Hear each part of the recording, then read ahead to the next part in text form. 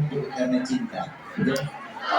Insyaallah mudah-mudahan cinta ini diabadikan oleh Allah untuk Nabi Muhammad SAW. Saat di mana sahabat Rasulullah SAW datang kepada Sayyidi Aisyah radhiyallahu anha, lalu beliau mengatakan, "Tabirni ya Aisyah, kabarkan kepada kami apa yang telah Nabi lakukan di dalam, sehingga kami belum pernah bisa melihat apa yang dilakukan oleh Rasulullah SAW." Lalu Siti Aisyah dengan berlinang air mata beliau mengatakan, "Datang satu malam Rasulullah giliran datangnya ke rumahku. Saat beliau masuk ke dalam rumahku, beliau mengatakan, ya Aisyah, bolehkah aku menjadi seorang yang beribadah di malam ini untuk Allah?" Maka beliau mengatakan, "Maka silakan ya Rasulullah.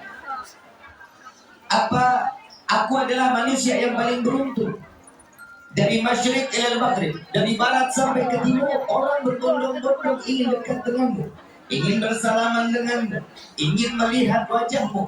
Namun di saat ini aku adalah wanita yang paling beruntung," kata Siti Aisyah. "Engkau datang di dalam rumahku, engkau berada di dalam satu kamar bersamaku ya Rasulullah. Bahkan kulitmu bersentuhan dengan kulitku. Engkau tidur di atas dipan bersamaku, bahkan kau satu selimut denganku ya Rasulullah." Ini Siti Aisyah, ini istri yang paling soleha.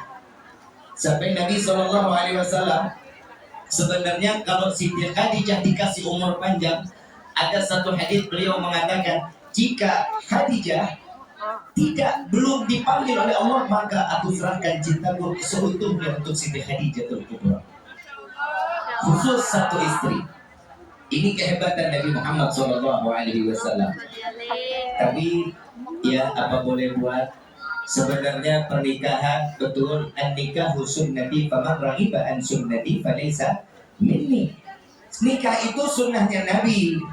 Ada juga sebagian ulama yang menyatakan nikah 2, 3, 4 itu merujuk kepada ayat diperbolehkan, tapi di dalam hukum yang sebenarnya adalah makruh. Paham ya? Paham. Tapi mereka yang mapan wajib hukumnya. Yang mapan, yang sanggup, maka dia wajib hukumnya. Kenapa? Membantu. Ini niatnya. Bahkan Siti Aisyah radhiyallahu anha beliau mengatakan, jika engkau ingin beribadah silakan ya Rasulullah. Rasulullah bangkit dari tempat tidurnya, Rasulullah bangun, masuk, ambil wudhu. Setelah beliau keluar, beliau sholat 2 rakaat dengan berlinang air mata. Dari mulai takbiratul ihram, Allahu Akbar, Rasulullah meneteskan air mata. Tanpa disadari, satu malam itu sampai terdengar Bilal bin Rabah mengumandangkan tarhim. Kalau kita bilang jadwal imsakiyah, 10 menit lagi mau isya, mau subuh, Sayyidina Bilal memanggil, as-salatu khairu minan naum, as-salah, aqimus salah, udah memanggil. Sampai saat Bilal bin Rabah memanggil untuk sholat berjamaah, maka Rasulullah hentikan sholatnya. Siti Aisyah nggak disadarin ini kerudungnya, kalau kita bilang khimarnya ini kalau boleh dibilang bisa diperes. Siti Aisyah pun juga menangis melihat keadaan Rasulullah. Siti Aisyah terus ikut menangis. Lalu setelah Rasulullah salam, Rasulullah angkat tangan, lalu ditanya oleh Siti Aisyah, istri yang paling banyak mengeluarkan sirah hadis, Siti Aisyah radhiyallahu anha. Kenapa? Karena umurnya pernikahan dengan Rasulullah hidupnya lama, sampai Siti Aisyah menghadapi saat di mana Rasulullah di dalam ajalnya. Maka di sini Rasulullah SAW ditanya oleh Siti Aisyah, ya Rasulullah, apa yang membuatmu setiap gerakan ada tangisan di dalamnya ya Rasulullah? Apa jawaban Sayyidina Muhammad SAW? Satu jawaban Nabi, ya Aisyah, tidakkah boleh aku menjadi hamba yang bersyukur kepada Allah? Kita tahu betul Nabi Muhammad memegang kunci surga. Kita tahu betul yang pertama kali akan masuk ke dalam surga adalah Rasulullah. Tapi Nabi Muhammad setiap malam terus menangis kepada Allah, cuma mengatakan, tidakkah boleh aku bersyukur kepada Allah? Maka Rasulullah menceritakan di dalam riwayatnya, ada sebelum aku dilahirkan ke dunia ini dari rahim ibuku, satu orang Nabi jalan di saat dimana kalau kita bilang di gurun, melihat satu batu kecil mengeluarkan air cukup deras. Lalu ditanya oleh Nabi tersebut, wahai batu, apa yang membuatmu mengeluarkan air cukup deras? Jawaban batu tersebut, wahai Nabi Allah, sesungguhnya aku mendengar Allah menciptakan surga dan neraka. Dan neraka ini diisi bahan bakarnya manusia dan bebatuan. Maka aku khawatir aku dijadikan bahan bakar api neraka. Batu kecil takut untuk masuk ke dalam neraka. Lalu Nabi Allah tersebut mengangkat dua belah tangan, ya Allah, masukkan batu ini ke dalam surga. Lalu saat setahun berikutnya, Nabi Allah tersebut melewati lagi. Melihat ini batu lebih deras keluar airnya daripada yang lalu. Ditanya lagi, wahai batu, apa lagi yang membuatmu mengeluarkan air cukup deras? Ternyata batu ini menangis.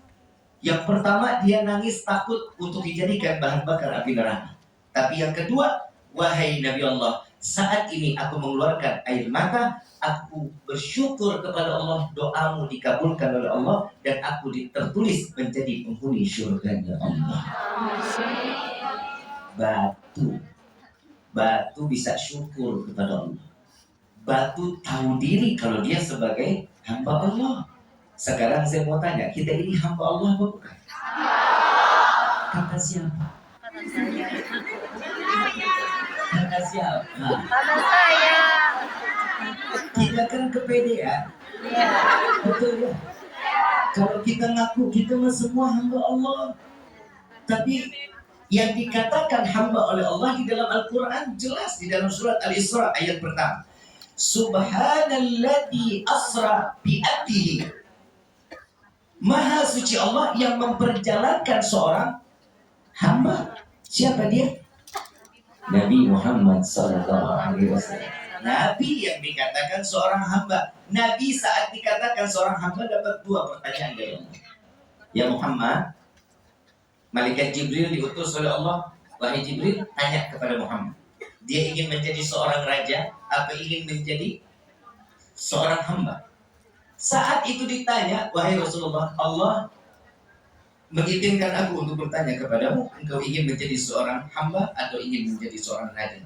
Jawaban Nabi langsung kontan, nggak pakai mikir. Kalau kita ditanya mau kaya atau mau jadi hamba Allah, Kaya. jawabannya pasti dua-duanya. Makanya Nabi nggak diutus perempuan. Nabi laki-laki, kenapa berprinsip? Sampai Nabi SAW mengatakan di dalam ini di Sahih, maafin. Sampai Nabi mengatakan jangan pernah mengajak musyawarah perempuan. Kenapa? Ini gak bakal selesai. Jadi satu keputusan bisa diambil dua keputusan. Contoh, laki-laki lagi ceramah yang ngetopik siapa?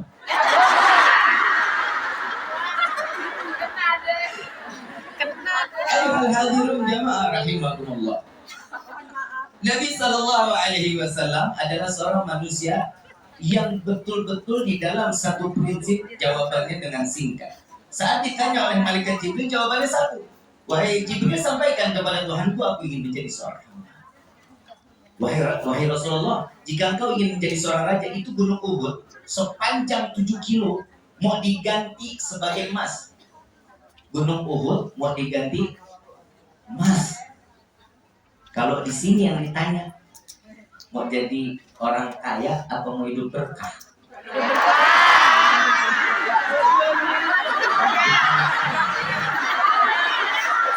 Kalau saya ditanya begitu, saya pasti jawab, saya pengen jadi orang kaya yang berkah. Betul nggak? Tahu berkah? Tahu.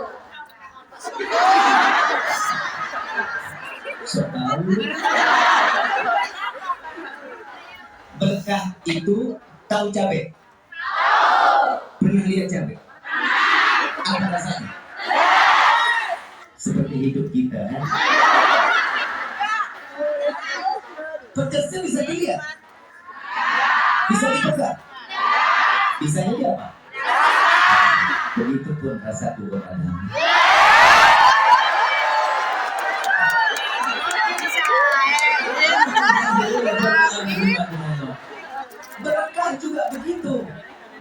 itu nggak bisa dilihat, nggak bisa dipegang, tapi bisa dirasa. Contoh paling simpel, duit di kantong belum habis, udah datang lagi, itu namanya berkah. Paham? Kalau duit paham sih. Yang pertama, Nabi mengajarkan kita bersyukur. Yang kedua, orang yang bersyukur bukan orang yang sembarangan. Orang yang syukur pasti dia memiliki iman. Wajib memiliki iman. Kenapa? Kalau orang nggak beriman nggak akan pandai bersyukur kepada Allah. Yang pertama syukur. Yang kedua harus memiliki Kalau iman dan syukur ini menjadi satu, maka akan timbul yang ketiga. Apa yang ketiga? Takwa. Berkah mau urusan tadi. Timbul yang ketiga namanya. Maka syukur akan ditempel dengan orang yang beriman. Orang yang beriman dan orang yang pandai bersyukur pasti dia orang yang bertakwa kepada Allah. Di antara ketiga kita yang mana? Semua. Gak usah dijawab, gak usah dijawab. Kalau dijawab kita malu. Soalnya ketiganya gak ada di hidup kita. Kadang manusia ini maaf. Saya kalau ceramah, saya ada kajian dimanapun saya selalu mengatakan kita ini hidup kalau sekarang yang kita anganin semuanya jadi baik. Permintaan kita macam-macam di hadapan Allah. Kita maunya semua permintaan kita diturutin sama Allah. Betul kan? Itu sifat manusia. Mau laki mau perempuan sama gak ada beda. Setiap keinginan pasti, semuanya pasti, mau diterima pasti. Tapi Allah cuma minta satu sama kita. Tidak, Allah ciptakan jin dan manusia kecuali untuk beribadah. Cuma satu. Allah menginginkan kita ibadah. Allah nggak minta, wahai para pejuang devisa, carilah rezeki yang banyak, setor kepada saya setiap bulan 1 miliar. Allah nggak minta. Allah cuma minta sisihin 2,5% setiap tahun. Itu pun rezeki yang dihendapkan, bukan rezeki yang dipakai. Kalau emas yang kita pakai nggak dihitung, yang ditaruh itu dihitung, yang disimpan duitnya nggak kepakai itu dihitung. Kenapa? Allah sayang sama kita. Allah bukan kalau kayak kita ini rentenir. Cuman Allah meminta kita ini ibadah. Tapi permintaan kita, 3 permintaan kita ini wajib dan ini pasti di dalam doa. Yang pertama, ya Allah berikan kami rezeki yang banyak. Mau rezeki banyak.